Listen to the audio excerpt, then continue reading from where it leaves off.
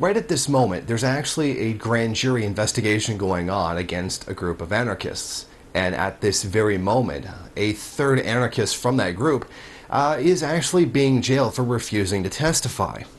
Now, this has been going on with a secret grand jury investigating things that may or may not have happened with recent protests. Now, here's a paragraph from Russia Today explaining the situation. A third self-described anarchist from the Pacific Northwest has been jailed by federal officials for refusing to speak before a secretive grand jury that the accused have called politically motivated modern-day witch hunt. Now, I find this term self-described anarchist dumb. Like, is there a government registry, official registry of anarchists that someone has to get on before someone's officially an anarchist? Doesn't make any sense. It's like the idiots who use the quotations from the word Maoist when using to describe me, like there's some kind of official list I'm supposed to be on or something. I just wanted to point that out because it's really stupid and it keeps coming up. Now, Leah-Lynn Plant is a 20-something activist from Seattle that it was removed from court for refusing to testify about her group or anybody in her group. Now, what they're doing is that because she's refusing to testify, and this is I believe it's the third time that she's refused to testify, they're looking to turn this into federal charges against her. And this is some more information from Russia Today.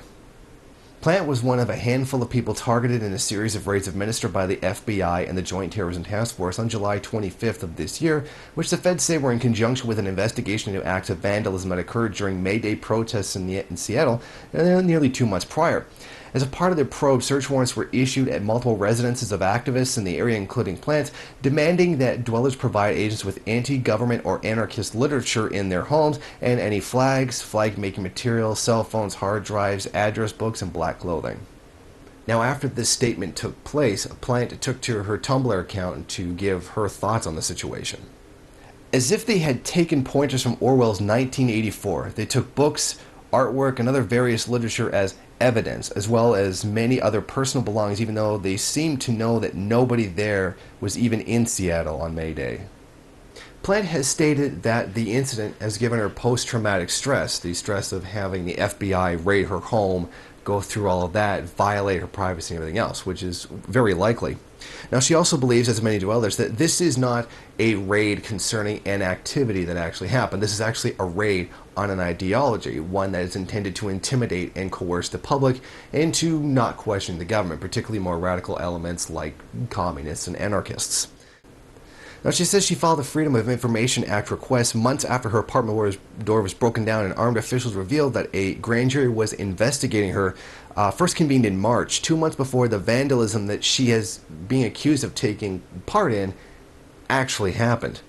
Now, Plant is essentially being persecuted for not testifying because she's not really under any obligation to do so, and she has said quite specifically that she is prepared to accept the consequences of refusing to cooperate.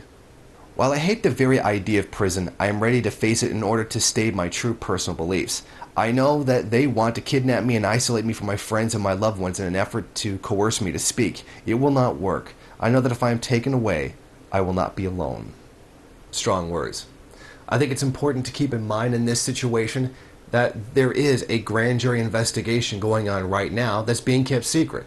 The media is not reporting it. In fact, very few fringe media outlets even know about it at all. So I think it's very important that this incident be brought out to the public so that everybody knows exactly what's going on. And that begin to understand that these people are being persecuted for an illegal act that may or may not have even happened. And they're basically being locked up, and they're basically being persecuted because they don't agree with the position of the government. And the public certainly needs to know this.